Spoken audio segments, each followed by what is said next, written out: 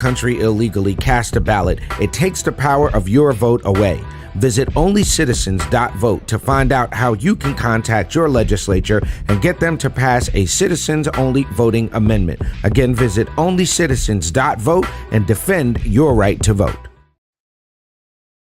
Doesn't mean you have to vote Democrat. This year, in order to see benefits for our communities, we need to vote outside the box. Find out more by visiting us at tuconservative.com.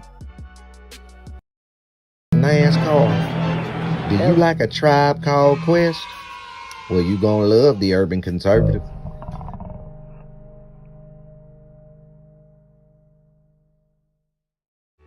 Do you like manwich and nachos? Well, then you love the Urban Conservative. Do you like guns? Do you like butter? Well, you're gonna love the Urban Conservative. Yo, what's good, son? You like pit bulls, say? You like solving Sudoku puzzles? Then you gonna love the Urban Conservative.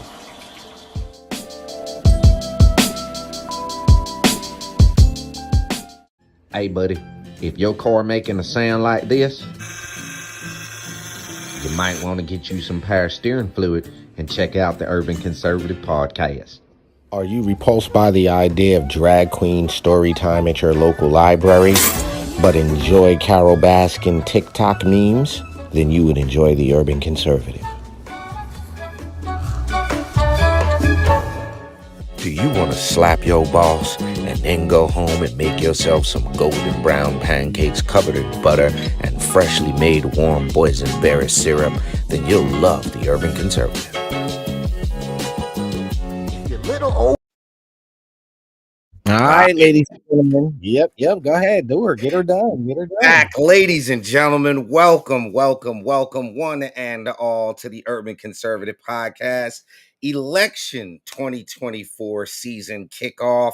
We are officially back. I know. It's been a few weeks, bro. We've been out of the loop. People have been wondering where we've been. Something happened to us or something, right? Like we fell off the map or something, right? Well, to be honest, I gotta first and foremost shout out everybody that was a little concerned about where we've been. Just revamping some things. Obviously, we've had a lot going on. My brother's running a campaign. We're gonna shamelessly plug that in a second. But we were also taking off Instagram, so that 15,000 or so of y'all that were following us there. We're like, what happened? I got so many messages like, yeah, you must have said something. And we were running this series of describe in one word.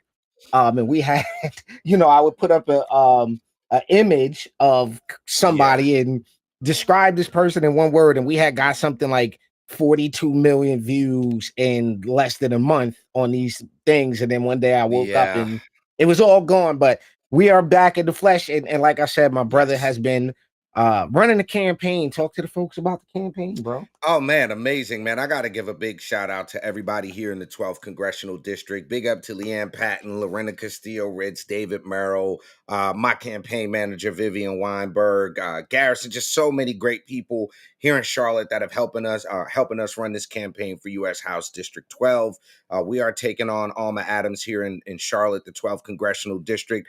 Our mission is to do the things that she has failed to do, which is to prioritize community safety here in Charlotte, upward economic mobility, and obviously early childhood education are where we are lacking. We are running a congressional campaign with a hyper focus on the issues that matter to the folks right here in the 12th Congressional District. So again, thank you to everybody that supports. Big up to everybody that's come out to one of our events. We've got so much more leading up to Election Day. RNC National Committee's coming up and a bunch of stuff going on, but we're going to be right here in the 12th Congressional District where we need to be fighting for every single vote for the Republicans here in Mecklenburg County, man. Election season is upon us. Yeah. And one last thing I got to do, bro. I have to do this. People tend to think that campaigns run themselves, and they don't. And more often than not, people want to isolate themselves in their own campaign. So it's like, I'm running for Congress. To heck with everybody else running for everything else. I got to put the blinders on and run for me. No, I do got to give a big shout out to my friend Stacy McGinn, who's running for state Senate here in Mecklenburg County, Senate District 41. I got to give a big up to my man, Dr. Art McCullough, who's running for County Commissioner District 5, Jim Horacio, who's running for County Commissioner District 6. I got to give it up to my man, Joshua Naide, and so many others here in Mecklenburg County that are doing the hard work of putting their name, their time, their talent, their treasure, time away from their family on the line to run in a city like Charlotte, where we are just really outranked by the Democrats. But we all believe that we're doing this for the right thing. And I would be really remiss if we didn't give a big shout out to the other folks that are running here in Charlotte. And we all need your support. So towards the end of the show, we're going to plug an event that we got coming up this Friday. I ain't going to get into that right now, but super excited about our campaign, ladies and gentlemen. AliForCongress.com, blah, blah, blah, blah, blah. Yeah. Nah, not blah, blah, blah, blah, blah. I'll do more in 24. If you're watching this, we need you to head over to AliForCongress.com. We asking everybody to chip in simply $24. Help Ali, get in there and defeat Alma Adams. And let's bring some do good work to the 12th Congressional District. And being that it is campaign kickoff, season, and we're back at this podcasting thing. Like I said, it's been a few weeks since we've been around. Feels like forever, bro. It feels like forever. And again, we have the best audience ever. You guys are super supportive. Get in the comment section. Let us know where you're watching from. We appreciate it. That is a big, big deal for us. You know what I'm saying? That's a thing for us. So let's get into this because there's so much going on right now. We're in like some very historic times with what we're witnessing with respectfully. You called me the other day and you were like, yo, man, I feel bad for Joe Biden. It's transitioned from a despisery to I feel sorry. I genuinely, now y'all let us know how y'all feel about this. I personally now feel terrible for Joe Biden. At first it was like my brother said, I despise maybe a strong word. I didn't like his policy. I don't know the guy personally to not like him, but I didn't agree with his policy positions.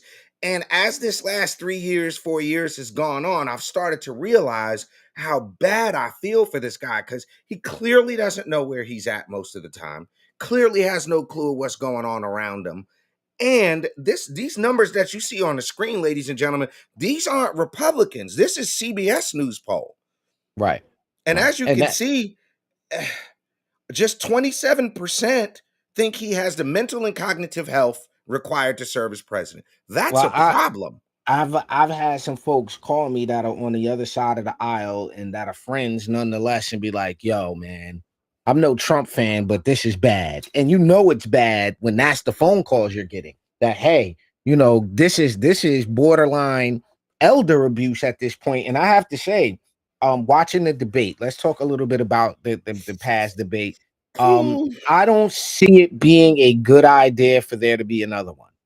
If at this point, it doesn't make any sense, right, to have Joe Biden up there falling asleep almost, incoherently mumbling and not answering questions directly. It's a lot. It's a lot. And so tell me what you think. And some of y'all may have saw this meme online. It said, just because Alfred is old doesn't mean you let the Joker run the Batcave.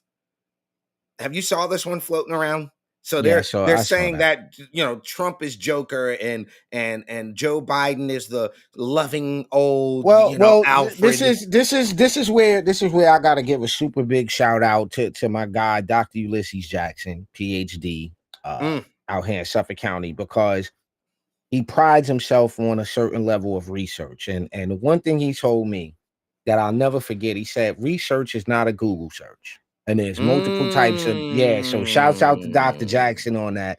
He changed the paradigm with me. Research is not a Google search.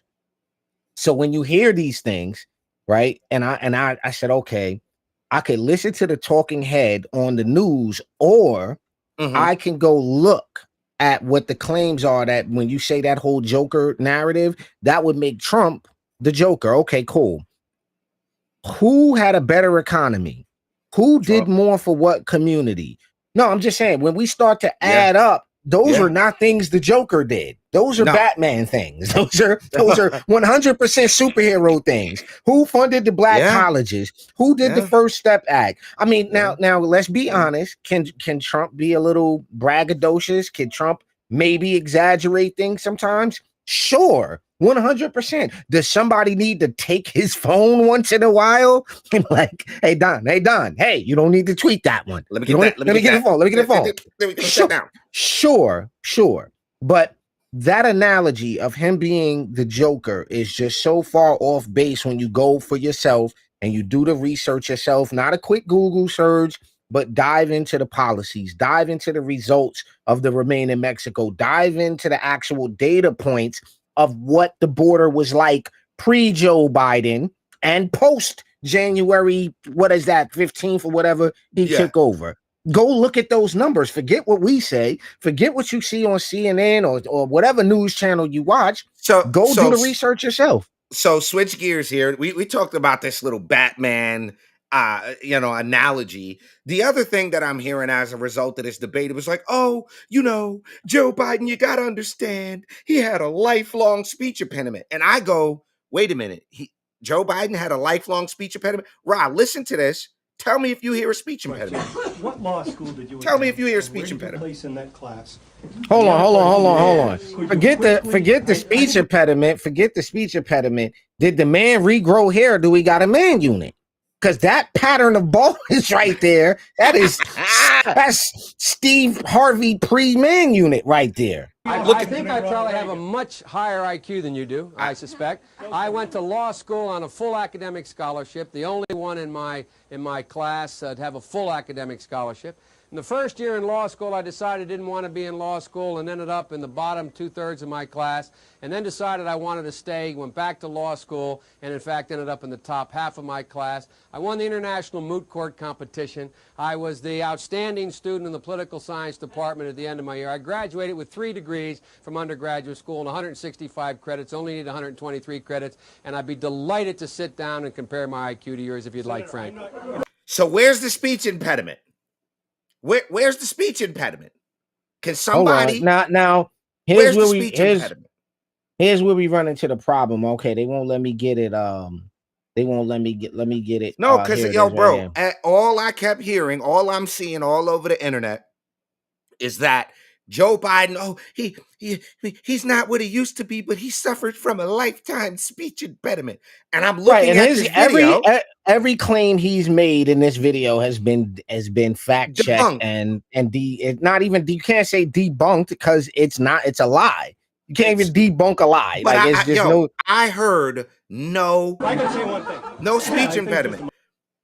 No speech impediment, bro. Where's where's the stutter? Yeah, where's the video where he said, I'm stupid. I've done stupid things and I'm gonna do stupid things again. Come on, B. You can't be saying stuff like that. But look, ladies and gentlemen, we're gonna keep talking about this campaign situation, this election season. You're tuned into the Urban Conservative Podcast. Hit that share button. We're gonna come back and talk about some congressional races in New York, North Carolina. And if you have a race that's important to you, get in the comment section. Let us know so we can shout out your candidate of choice and talk about that race. We'll be right back here on the Urban Conservative. Stay tuned. Doesn't mean you have to vote Democrat. This year, in order to see benefits for our communities, we need to vote outside the box. Find out more by visiting us at tuconservative.com. All right, ladies and gentlemen, we're back here on the Urban Conservative. So listen, you had that up there. But what I don't even want to go back to this because I said we were switching gears, but now I have to do that. Can you share my screen? Can you share my screen? I don't see anything yet. We're not going through all you don't see. I didn't hit share screen. Right here. We're gonna hit that right there. And then whenever you can, sir, pull that up. I got you. So we're not gonna go through all 4 minutes of this, but you got to understand what we're up against here. Look, just take a listen. Well,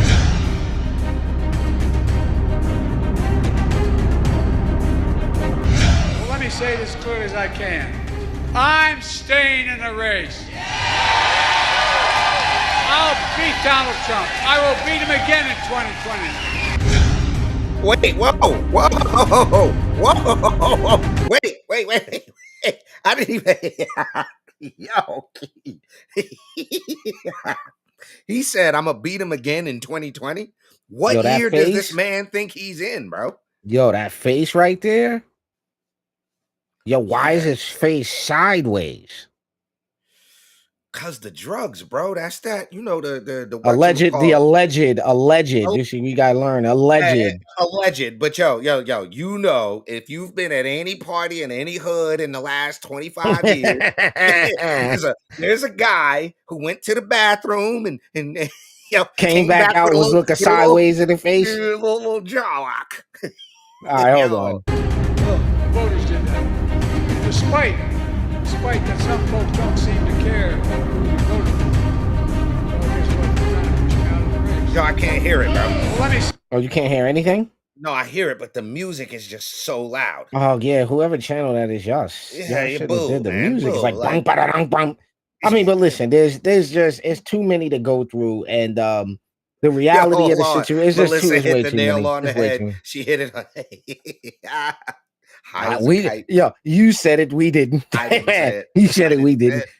The point that I'm getting at here is that with that whole thing, and we got to be honest, because some people are saying, oh, well, Trump is, getting up there in years as well, but there's a performance level, right? If you take the names, just take the name Trump off, since I don't like that name, get rid of the name Trump, get rid of the name Biden, and you stand these two people together and you let one perform a task and you let the other one perform a task, right?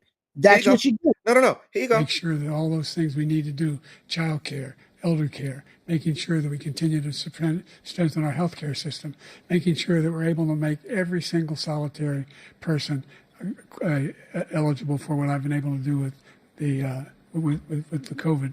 With dealing with.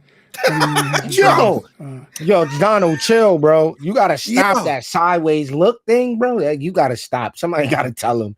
I wonder how many people spit on their TVs if they had a mouthful of liquid when they were watching this. Just like, just bust out laughing every time Donald look over at him like, what the fuck did he just say? Because that's the look on his face. Rewind it a little bit. Rewind it. COVID. I did. With dealing with everything we have to do with. Pause and look back, bro. All I could see going across his mind is what the fuck? Just like that. What the shit? Strengthen our healthcare system, making sure that we're able to make every single solitary person. Okay, so here's what's gonna happen, because this happens to us on our podcast. And we get the residuals from this. You guys are just making fun of an old guy, and he's given a lifetime of service to our country, and maybe he's not the guy he was 40 years ago, but at least he's honest. That's like saying all of these people are just here for asylum. They're just here for asylum. And now we're looking at the results of the asylum. They all just want asylum. And now we're seeing all of these, we have to say now, because of YouTube's algorithm, essays. We're seeing all of these, the R words. We're seeing a lot of people 187. We're seeing a lot of robberies. We're seeing a lot of theft rings. We're seeing a lot of crimes happening to children, but they just all here for asylum. Anybody wonder why the crime rate went down in the countries these people came from? It seemed like in a month, the crime rate in some of these cities, it went from on 100 to like, you can just stroll the streets now. Why is that? Because you've sent everyone here. You've sent all the R-worders. You've sent all the child. Listen. This is the problem that I allegedly. If we were talking about the greeter at Walmart, would I care if they were a little slow? No. If we were talking about the guy that was tasked with, I don't know, cleaning up the table after we're done, the bus boy at the restaurant. No, I would care. I would care. I mean, but look, there are certain things where I have less concern about that. We are talking about the presidency of the United States of America. We are talking about the preeminent military power in the world. We are talking about, by far, the freest country on the face of the planet. We are talking about the largest economy in the world. We are talking about the man who has his thumbprint on the nuclear codes, bro. We are not talking about somebody who's just going to be running a sandwich shop. Right. You daggone right. We are talking about his cognitive ability. You daggone right. I could pull up the video right now of Donald Trump at 78 years old whacking the crap out of a golf ball. Joe Biden can't Yeah, do that. I see somebody said to me, a good friend of mine was like, we've degenerated to the point where they're up there talking about their golf swing. And I pushed back a little bit on that point because I had to think. I said, well, imagine what the founding fathers and our first couple of presidents, what those debates were like. Like, could you There imagine? was no debate. A couple of them early presidents were in duels, bro. Like, No, that's my point. They're not like, well, let's go outside and have a 12-step duel. He said, yo, I'll play you in golf. Biden started it. I'll play you in golf anyway. He went from a 6 handicap to an 8 handicap in 2 sentences. Mm. And my thing is, like I said, because we supposed to be off of this. Let's deal with some other races real quick, because this is just never-ending fodder for us. We could talk about this until we're blue in the face, but here in New So York, we got y'all about to say y'all in New York, ooh, buddy.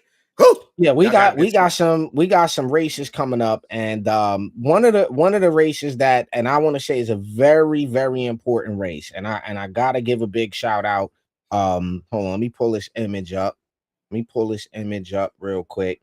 I got to give a big shout out to the Suffolk County GOP, to our chairman, Jesse Garcia, and all of the Republicans. Yeah, all of the Republicans that volunteer their time, effort, energy, like you said, their treasure, to get Republicans elected. Shouts out to all of the people that walk petitions. Y'all have no idea.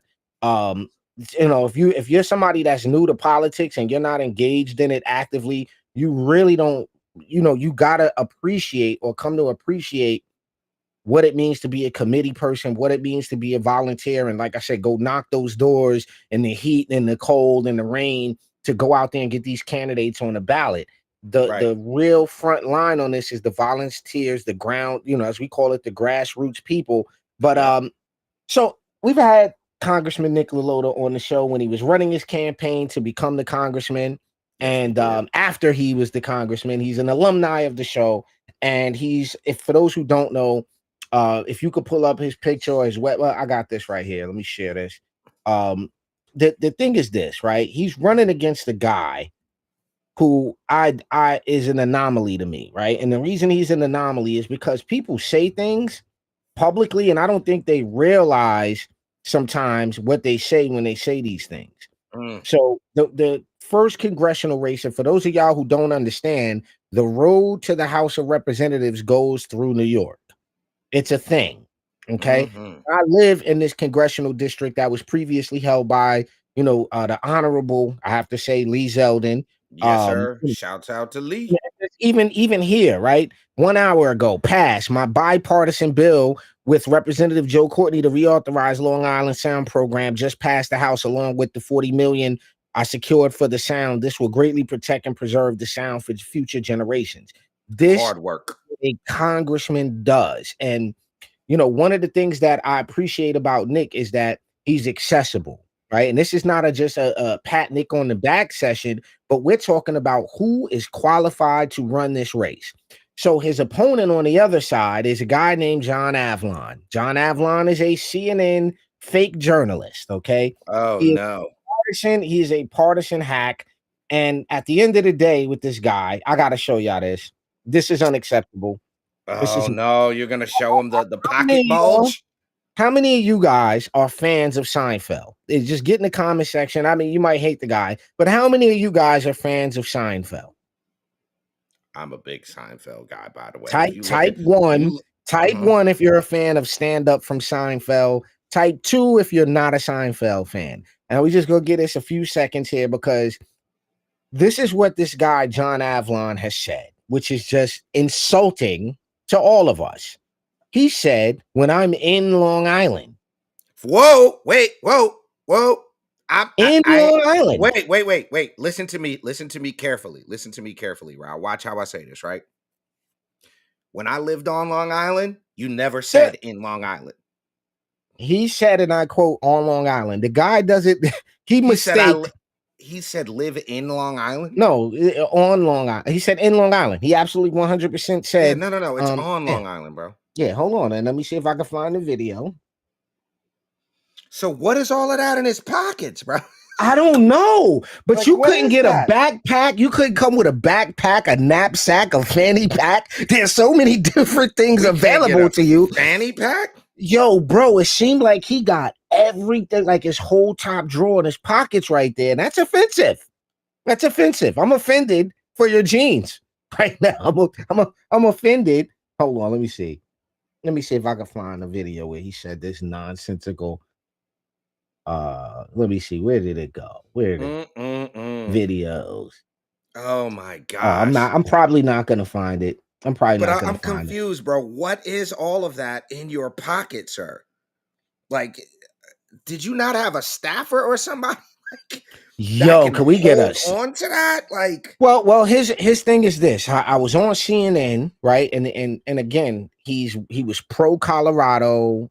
Getting Trump off the ballot. This needs to be talked about. He was pro Colorado and considered and fancies himself some type of political mind, but he was incorrect on the Colorado ballot Trump thing. The Supreme Court reversed Colorado's decision because that's what it is. He just made a public statement that his wife and kids are going to remain in Manhattan and he's going to stay in Suffolk County in the East End. That doesn't even sound realistic. Yeah, like, how do you say that at your victory party? You know, my wife and kids are going to remain living in our Manhattan, in our Manhattan abode, and I'm going to live in, Sag Harbor or whatever ritzy area he lives in, whatever the case may be. So the thing is this, he's not qualified. Respectfully, he's not qualified. When you look at the accomplishments and how important this race is for our district here in New York, for New York 1, this election is extremely important. We need to keep Nick LaLota in office. 1, because he's getting the work of the people done. Number 2, he has the experience. He's now an incumbent and has done an amazing job, despite what all of the trolls on social media going there. And like, I look at the social media sometimes and I'm like, why do these people come from out of the district to comment on his page? Like, it's insane how many people from out of the district have something to say about the district. And I go, hey, do you live in what town do you live in? Oh, I live in Mineola. Dude, that's not even in your district.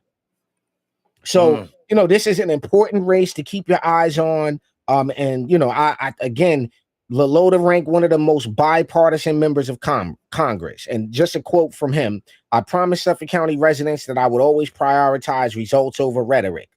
As a member of the Bipartisan Problem Solver Caucus and for the Country Caucus, I've championed collaboration and common sense, said LaLota.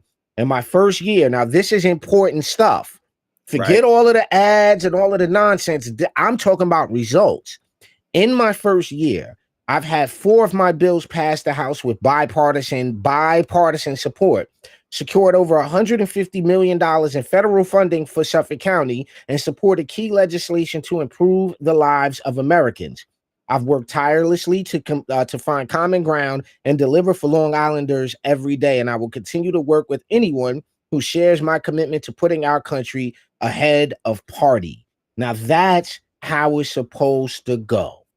You're supposed to put the country ahead of everything else. That is how it's supposed to go. So here in this congressional district, CD1, very important race to look out for. Of course, we're supporting Nick LaLota 100%. That's our guy. And we want to see him reelected. And we're going to get him back on the show. We're going to definitely have him back on the show. Yeah, we definitely do that. But before we leave New York, bro, what happened to your man, son? Yo, what happened to your man, bro? This guy. What happened to him, son? Yo, what happened to your boy? That guy.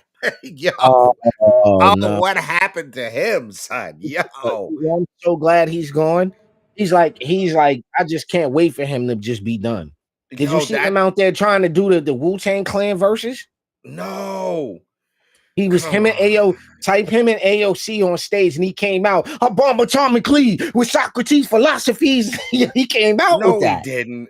No, he didn't. Yeah. Type it into YouTube right now and watch what he did. I'm going. Hold on. Watch what he did. And then the way AOC came out there, the way AOC came, there you go. We're gonna show them who the f we are. And before Bowman, it was his fellow squad member, Congresswoman Alexandria Ocasio-Cortez, who introduced him and went on a tirade of her own. Let's go, bro!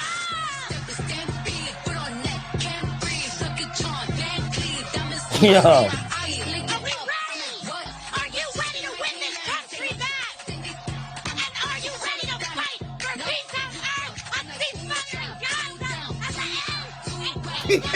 What the Yo, son. Yo, you gotta type in Jamal. You gotta type in Jamal Bowman Wu-Tang Clan. Like, oh man, yo, insane. I'm doing it right now. No. Yeah, right there. Self-proclaimed hip-hop congressman. There you go. Hey, click on that right there. Do that one, yeah. We are in the South Bronx. Yo, why is your sleeve pulled up, bro? The South Bronx. Yo, son, why does this guy have his fat, chubby arm out, man? Like, Yo, what are you doing?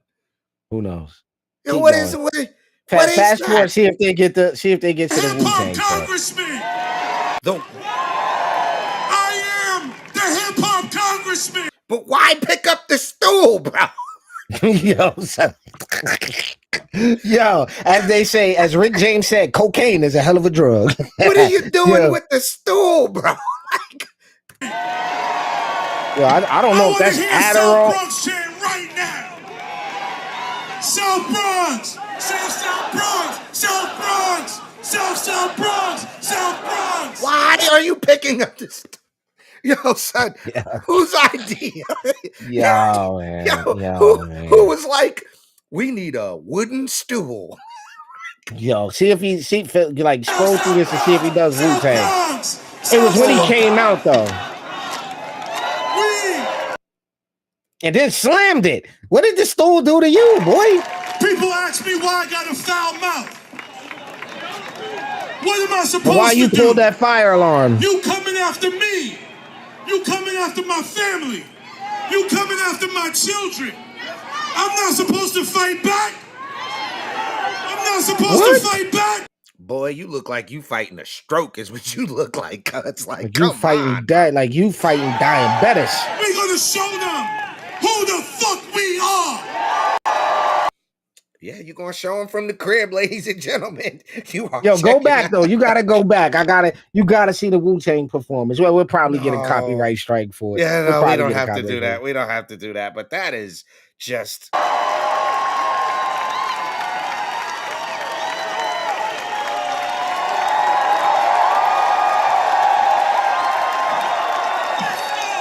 What is that? We're gonna show them who the fuck we are. At that moment, he knew he was gonna lose, bro. Oh, I'm just so glad he's out of here. Yo, the amount of ego. Like, can you see? I could just see the I want everybody to say, Ali, Ali. Listen. Let me get the guns out again one more time. Did this man? I'm done. Yo, you got to get him up out of here. That man said, "Let me get the guns out." What guns? Yo, come on, bro. Me or you can do that. We can do the let me get the. You can't do that. You cannot, sir. Say you cannot be morbidly obese and say let me get the guns out. Let me just see how this works. Hold on one second. Let me just see how this works. Nah, son, it feels dumb. Yo, I have my. Dumb. So you know, I hurt my shoulder the other day. Yeah. I had my sleeve up. Noah was like, "Dude, what are you doing?" Yo, he's like, well, why is your shirt like that? It's unnecessary. Put your shirt down. Yo, yeah. He's like, yo, what are you doing, my guy? God's like, yo, Ladies and my arm gentlemen. hurt. He said, put the shirt down. I say, oh, all right, you got it. Ladies and gentlemen, you're kicking it on a Monday night. It's the Urban Conservative Podcast. We're talking 2024 election. We've been talking about New York. Ooh, buddy, we're going to North Carolina. Yeah, we're gonna come back, talk about North Carolina. Carolina. Well, we didn't. On the We side. technically we didn't finish talking about New York because another important race here is the first assembly. The first assembly district race is very, very important. That's on the east end where I'm at. Shouts out to our candidate. Let's talk about that before we go to break. Well, we could transition, but I do because I'm gonna have these gentlemen come on the show. But big shouts out to Stephen Kiley, who's running for the first assembly district here. I'm not even gonna talk about his opponent because all I'm gonna let you know is that there's been an ethics complaint filed against him. He's a sitting council person who has solicited donations and emails using his work email, and he works for the town, so he's got a lot to deal with. But shouts out to Stephen Kiley and his whole team. And again, we need to win this first assembly district seat, currently held by Fred Thiel. He's been there for 30 plus years. It's been a Democrat seat, and now is the perfect time to flip that. Isn't that the guy y'all called? I heard him say, "Make a deal, Thiel." Is that the guy y'all Make a deal, about? Thiel. Yep. And what we need to do, Kiley has been an attorney in most of the East End towns, so he's very well liked. He knows the towns, he knows the communities. He grew up out here, and make sure you check him out. Kiley, that's Kiely for assembly.com. And then when we come back from the break, we talk in North Carolina. We'll be right back after this quick message. Country illegally cast a ballot, it takes the power of your vote away. Visit onlycitizens.vote to find out how you can contact your legislature and get them to pass a citizens-only voting amendment. Again, visit onlycitizens.vote and defend your right to vote. All right, folks, you're back. It's a Monday night. Hey, and thank you to Paul Jacobs, my man Craig Scott, my man Timothy McCain, Kevin McCain, everybody over at Americans for Citizens Only Voting. Thanks to their hard work, we will have a constitutional amendment on the ballot this November in North Carolina. We need every single North Carolinian who believes, whether you're Democrat, Republican, unaffiliated, if you believe that only American citizens should vote and that our state constitution should reflect that, we need you to vote yes on that constitutional amendment that will be on your ballot this November here in North Carolina. It is a simple constitutional change. It just takes and says only United States citizens who are 18 years of age shall vote in North Carolina elections. Again, big up to Paul Jacob and the whole crew over at ACV for their work on that. Honored to be a part of it and support such great legislation. As a matter of fact, this Friday, I'll be with Representative Ken Fontenot. We'll talk more about that in a minute. But here in North Carolina, we probably have, if not one of the most high-profile gubernatorial race in the country, what is set to be the most expensive gubernatorial race in the country. All right, wait. Yeah. But why choose the picture with both of them with their mouths open? I just don't understand. Every picture's like that. It's go ahead. I'm sorry. Yeah, but I will say this. I think that most folks in North Carolina have pretty much made up their mind that we have to continue what Republicans have done in our General Assembly as far as making North Carolina what it is as far as economics goes. But we're at a point right now where there are ideologies that are creeping inside of our education system, that are creeping inside of our judicial system, that are creeping inside of our economic system, and so many things across North Carolina. I think we need an everyday non-career politician in the governor's office. Now, Josh Stein, I could show you better than I can tell you. Check this out. Front the opioid crisis, but it turns out that was just another broken campaign promise. Here's what really happened under Stein's leadership. Drug overdose deaths in North Carolina have more than doubled. In 2021, 4,041 people in North Carolina lost their lives to overdoses, the highest number of overdose deaths in a single year ever in North Carolina. And fentanyl overdose deaths have increased more than 650%. Stein can't be trusted to protect North Carolina's kids and families. Bottom line, the rape, the R word kit that he just, he just basically did that. What we're finding out was they dragged their feet on that all the way down to have something to talk about from a political perspective, which is not what people needed. When you have an attorney general, you want somebody that's going to be the attorney general and be doing the job the entirety of the time. The attorney general does not have the luxury of picking which law he wants to support. Your job is to be the lawyer for the state of North Carolina. Shouts out to my man Dan Bishop, who is going to be the next attorney general for the state of North Carolina. But you have on one side Mark Robinson, who I will say the press is, the left, the mainstream media is sparing no quarter when it comes to him. And it's not working because at the end of the day, Mark Robinson is the American story. For the man 4 short years ago to be working in a warehouse, to stand up at Greensboro City Council and demand that the Greensboro City Council do the right thing, from him going to give that speech to now being the second highest ranking government official in North Carolina, to know his background and his story and to know where he comes from, to know every time we've seen him, bro, or I've seen him and we've been together, hey, Abdul, how you doing, my man? He knows who we are. He genuinely cares about people. There's been some, and I'll call it naysayers, to put it politely. The one thing is, and I say this in the context of God doesn't call the qualified. He qualifies the call. So if Mark is led to get into that position, I know that he is, and I've seen it firsthand. He's surrounded himself with some of the smartest people in North Carolina who know exactly what they're doing, who have great working relationships with the General Assembly. We've been able to do some great things in this short session with Mark's help along the lines of securing grants and things for our community colleges and being able to actually put the trades back in, which is a huge thing that we need in North Carolina. So I think the choice is clear. If we want another Roy Cooper 2.0, then Josh Stein is your guy. If you want somebody that's going to play hard left politics and not really consider the people, that's who you want, is Josh Stein. But if you want somebody, whether you're a Democrat, Republican, and then check this out, bro.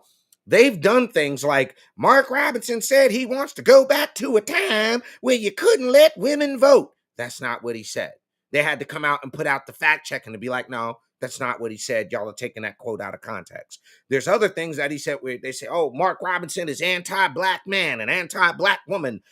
Interestingly, my good friend, shouts out to Shay Faraday, who happens to be a black female, is leading up the women for Mark Robinson and has a direct impact in connecting Miss Yolanda, Mark Robinson's wife, with women across the state. They've got an event coming up here in Charlotte. So this is going to be one of those races that is going to be, I think, a bellwether race to see where the country is actually at.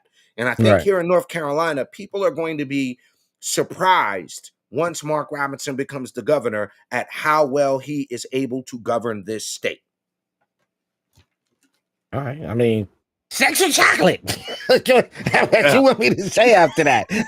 What's the follow-up? Sexy chocolate. That boy good. He good. That boy good right there. That boy good. He can sing. Hey, quick. What I'm supposed to say? All right. So shouts out Eddie Murphy on the new Beverly Hills Cop. Okay. Excellent movie. We gotta talk about it. We gotta talk about it. We don't gotta talk about it. Y'all gotta we gotta do that. Go watch it. Time. No, but I gotta say this. I gotta say this about the movie. Say it. Because you pushed back on this. You actually pushed back. I said the woke was at a minimum. That's why it was not at a minimum. It was the very beginning of it. Woke is too much woke. Woke is too much woke. That was standard Eddie Murphy black comedy joke fare. I wasn't like, oh, that's uber woke. He was actually, they poked fun at wokeism. The scene with Leafy on Rocket. I'll tap. It was, but great movie. If you haven't seen it, go see it. I will tell you what pissed me off about that though. That should have been a big screen release. Could you imagine what that would have done in the movie theaters for? He probably made more money going to Netflix. Nah, no way. No way. Yo, nobody's listen, nobody's going to the movies anymore. It's except $1,000. Bad Boys 4. Bad Boys 4 made gajillions of dollars. No, it didn't make that much. Yo, wait. I'm telling you right now, everybody watching this show our view back crew, our watch back crew, let us know. We're going to be watching the comments on this. How many of y'all would have paid that money to go see Axel Foley in the big screen, bro? To me, that deserved a big screen debut, bro. Netflix was cool. Listen. According has Bad Boys Darts passed massive global milestone, 182 million. Come on, bro. That's not chump change. Bad Boy, according to Daily, Bad Boys Ride or Die taking 8.26 for a total of 360 million with a gross bro. On a 20, budget of what? What was the budget? I'll tell you right now. Yeah, on a budget of what? Bad Boys for that was a dope movie, bro. I gotta give him props. It was right over the plate. No, the budget was 200 million. I told you, ain't nobody going to the movies like that. But they made money, right? They made 100 million. They made 182 million in profit. So they made that's not bad. So yeah, I mean that is bad. Like no, you didn't. No, that's bad for the. Yes, I spent that's 200 bad to make it. Listen to me. That's bad for the studios. You gotta. There's a documentary I watched about the decline of Hollywood. Is that counting merchandising? Is that counting the? Yeah. You know? All right. So you spent. Is that the U.S. box office pool? Hold on. You spent 2 to 5 million, right? And Netflix gives you. What did they give Eddie Murphy for that? I don't know. What did they give that? Well, all right. So let's look before we go. Beverly Hills Cop Axel budget. So the budget for that. Hold on. Let me guess. 5 million. 93 million. Right. Guess what it grossed? What it grossed? 275.8 million. You're done. Yikes. Netflix. Why go big theater? Why go big theater? Netflix was apparently the way to go. Yo, Netflix has like a blank check, bro. I will say this though, right? And I don't know what we chalk this up to, bro. It just weirds me out to see dudes 25, 30 years older than us with no gray hair. It's just weird, son. I'm like, that is very odd. That's very odd. None, but listen, not ladies, a speckle in there, bro. We can't. Well, look, it's nice to be back on the airwaves, as it were, back on the interwebs, ladies and gentlemen. You've been checking out the Urban Conservative Podcast. This is our campaign, election 2024 season kickoff. We appreciate you guys for spending time with us on this Monday night. You could have been anywhere else, but you were here with us. We appreciate that. Make sure to hit the like, follow, subscribe. We are still on Instagram at TUC Twins. Head over there, give us a follow over there on IG at TUC Twins. Everything else is still the same, the Urban Conservative. Make sure to follow us there. Again, I got to give a big shout out to everybody out here on the East End. Shouts out to the whole team at the Brookhaven News. Shouts out to everybody that supports us via the website and everything else we got going on. If you would like to run some ads on our platform, just reach out to us. That's what we're here for. That's what we do. If you're a candidate or, campaign manager, reach out to us. We reach, thousands and thousands of people per month. We can help target your ads. We've won some races. We've lost a couple, but we've won more than we've lost. And Amen. It's all good. Any closing words before we jet? Hey, real quick, I do want to give a big shout out to my friend Ken Fontenot. Will be joining us a very special private reception. If you're in the Charlotte area Friday evening and you would like to meet the representative, please let me know. Reach out to us here on the Urban Conservative. As well, I do want to give a big shout out this coming Thursday to the MEC GOP and Trump Force 47. We have our grand opening of the Trump Force 47 and the MEC GOP campaign headquarters this Thursday, 6:30 p.m. Go to MECGOP.com to find out more about that. Big up to everybody that supports what we do. Y'all have a wonderful rest of the evening, and thanks for kicking it with us here on the Urban Conservative.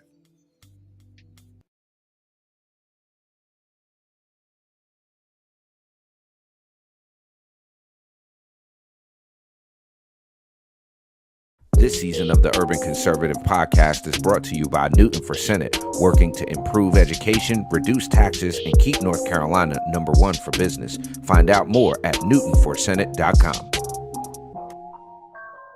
This episode of the Urban Conservative has also been sponsored by Case Technology Consulting. Help your business get value out of its data and become more efficient and streamlined. Case Technology Consulting. Check out the link in the description.